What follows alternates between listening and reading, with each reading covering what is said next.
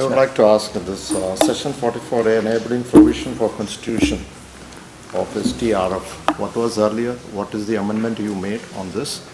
And the second question is whenever there's a disaster takes place, could be an earthquake, could be a landslide, could be a flood.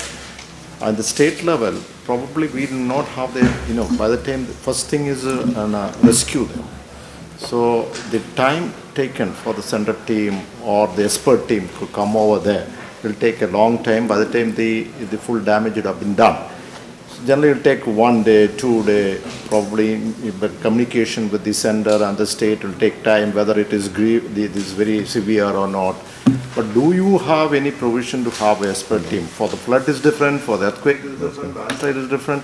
So some of the state level immediate you can act on it. Some provisions or some system should be made for that. Especially in the event of what happened in Wayanad recently. So more than about 400 people, including the missing, are dead. So this is sort of things happening in everywhere in the country now.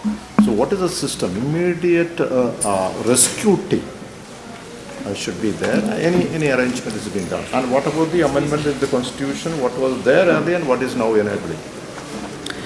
Sir, first you asked about the State Disaster Response Force. Earlier there was no provision in the Act. So the central government has been pursuing the state governments to constitute State Disaster Response Force. As I mentioned, the many states, about 26 states have notified State Disaster Response Force. But still the level of force, their capability varies from the state to state. Some states have very active State Disaster Response Force, some have notified but is not very capable. What is that force called? State Disaster Response Force. Pardon? State SDRF. Like NDRF is there. Okay. It is on a national level. So now we want in this act, the change is that we want SDRF also. Okay.